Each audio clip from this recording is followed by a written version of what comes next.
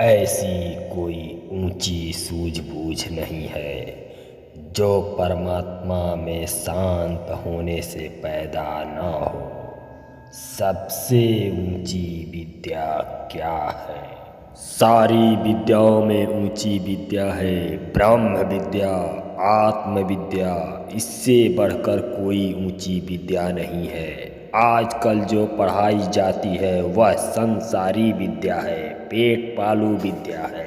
लेकिन व्यास भगवान या और ब्रह्मज्ञानी संतों के पास जो मुक्त कराने वाली विद्या मिलती है वह ब्रह्म विद्या है। ब्रह्म विद्या ही वास्तव में ऊंची विद्या है, जो सुख दुख के चोटों से छुड़ा दे, जो जन्म मरण के चक्कर से छुड़ा दे, जो मान अपमान के प्रभावों से आपको विनिर्मुक्त कर दे, जो काल के प्रभाव से आपको पार कर दे, जो कर्म बंधन के प्रभाव से पार कर दे, वही उच्च विद्या है वास्तव में। आजकल तो जिस किसी के नाम में जोड़ देते हैं उच्च शिक्षा प्राप्त, यह लौकिक विद्या तो पेट पालू विद्या है।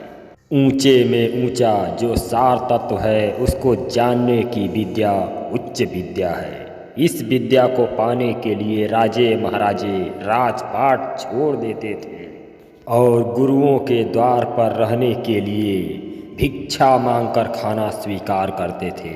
पहले यह उच्च विद्या गुरुकुलों में मिलती थी। रंक का पुत्र और राजा का पुत्र एक ही बिछायत पर बैठते, एक ही कक्ष में बैठते और यही विद्या जिसको गणित विज्ञान आदि कहते हैं साथ साथ उच्च विद्या भी पाते थे।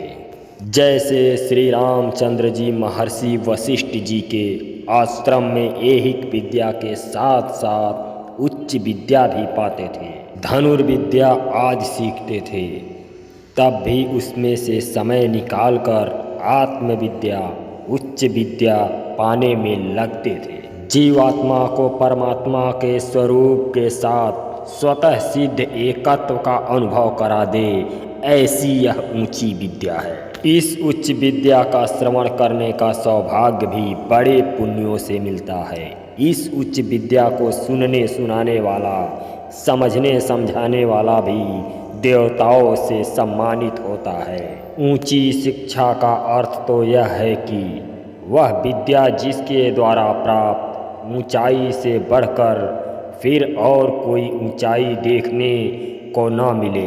ब्रह्म विद्या विद्यानाम आत्मलाभात् परम लाभम न विद्यते।